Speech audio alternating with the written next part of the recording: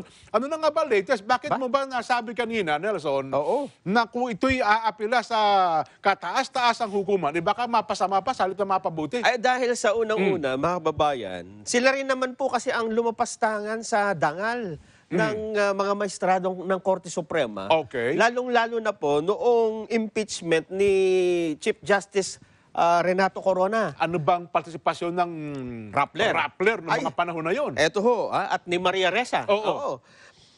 Alam mo ba na ang Rappler ay itinayo January 2012, ha? Okay. Unang naglathala yan.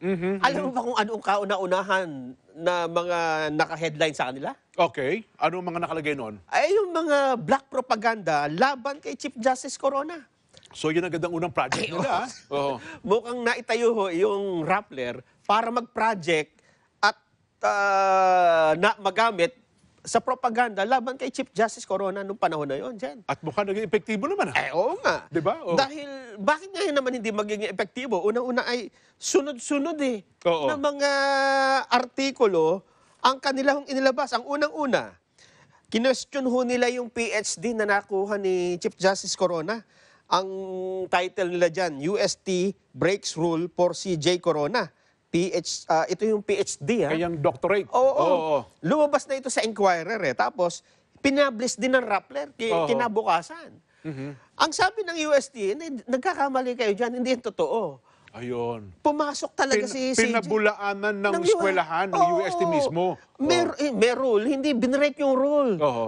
Talaga naman, mga kababayan, kahit siguro sila alam na kapag ang isang professional ay malaki nang naiambag sa society, dahil sa kanyang profesyon, may mga equivalent na units yan. Totoo diba? naman. Oo. Pero si CJ Corona, kumuha pa ng 48 units para sa kanyang nag-aral talaga. Okay, oo. De pahiya yung Inquirer. Tinanggal nila yun sa online, yung sa Inquirer. Pero ang problema kay Rappler, rinipublish pa uli. Inulit pa ulit nila. Sa halip na itigil, nirepublish nung May 21 bago yung impeachment. Abang nag-i-impeachment. Talagang merong... Tapos, eto pa yung mga... Nung nangatwira ng UST na mali yan, na talagang dumaan sa kanilang pag-aaral itong ang PhD po ni Justice Corona dati. Abay, kinestyon pa nila Sabi nila, Corona's lecture, enough for PhD? Nag-lecture lang, may PhD na. Tapos, ito pa mga sumunod. Mga artikulo ho ito, ng Rappler noon. Corona triples wealth while in Supreme Court. Naging tatlong beses daw yung yaman ni Justice Corona nung sa Supreme Court. Ay, ibig sabihin ba, corrupt yung mga maestrado?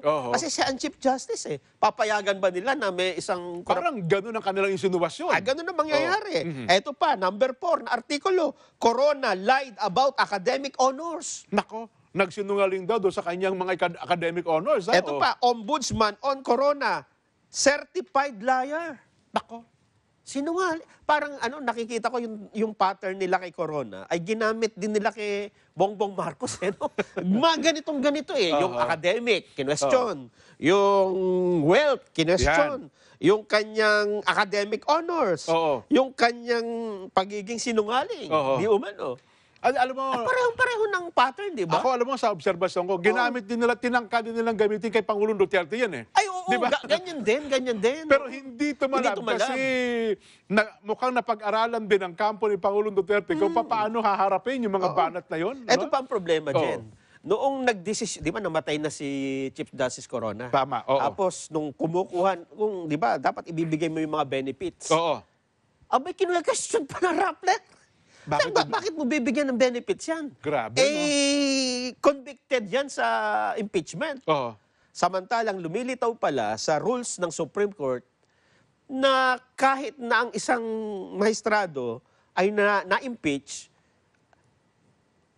pwede pa rin, hindi siya nawawalan ng karapatan sa kanyang mga... kanyang mga benepisyo. Kaya, pinalilitaw nila, ay mukhang mali ang desisyon ng Supreme Court. Parang binibigyan nila ng Malaysia. Na, kasi gusto nyo lang kasi na kapag kayo na-impeach, makukuha nyo rin yung inyong mga benepisyo. Grabe, Alam mo naman. Hindi ba ito natandaan ng mga maestrado, Jen? Ako sa tingin ko, tandaan nila. alam nila yung mga pangyayari na yan. Oo. Darating Kasi niya. jurisprudence yan eh. Pag lumapit ka sa amin. Hindi ho yun kasi ang Oo. issue natin dito. Kasi una, mali naman na pag-initan mo, di ba? Totoo naman, Ang oo. isang tao. Pero kung ang pag-uusapan ho ay merito ng kaso, sa tagal ko hong nagbabasa ng mga Supreme Court decision, Oo. isa lang naman ang sasabihin dyan. Kulang na nga lang sila, dapat maging maestrado Ay, ka. oo nga, pwede nga akong umupo dyan. Para kay si Jomar Caldas. Isa lang naman ang sasabihin dyan ng Supreme Court. Oo. Ha? Lahat ng argumento mo ay natalakay na sa lower court at sa Court of Appeals, number Oo. one. Number two, wala ka namang bagong argumento. Ayun na You nga. don't have new arguments na Oo. naipresenta. na pwede magpabago ng Na pwede pagkapasya. magpabago sa desisyon. Oo. Therefore, the appeal is dismissed. The petition is dismissed. Oo. And makukulong ka. Hindi ba pwedeng, ay, ikaw, ano kaya, apila ka ng apila eh. Yung 8 taon pagkakabilang ko, gagawin 20 taon yan. Baka nga hindi naman lalagpas doon sa kung Hindi ba, anong ganun ba? natadhana. Akala ko gagawin habang buhay ng pagkabilang ko eh. Hindi naman ganun. Ang dapat ho natin tandaan dito, may lessons in life ito dyan. Oo, ano yan? Dapat, wag mong isipin na hindi darating ang panahon na babalik yung mga ginawa mong, Kung ano tinanim, yun ang aanihin. ano ba yan? Pusala. Inapusala. Oo. Ganun, yung tao. Oo. Oo. Tapos, pagdating ng Talaga panahon, naman, no? lalapit ka para humingi ng tulong. Diba? Ganun. Yun ang malaking problema. Ang mali pa doon, hindi ho justified eh. Hindi makatarungan yung ginawa mo eh, 'di ba? Hindi, ang malungkot nga ngayon, ang kampanya ngayon nila, uy, mukhang ginigipit kami. Oo, yan ang pattern ng administrasyong ito. Pero ang nakita natin yung pattern nila, eh, 'di ba? Oo. Alam mo ba hindi ko bang nabanggit dito yung article nila kay Keng eh. Ayaw nga. Yung naging dahilan kung ba't siya na-convict eh. Doon nagsimula yun, ano? Kasi eto na nagdesisyon na yung Oo. impeach na si Corona eh. Dapat Oo. tigil na, 'di ba? Totoo. Doon na pa nilabas yung hindi kadedesisyon pa lang kay Oo. Corona ay hindi pa rin siya makatakas sa mga kontrobersya.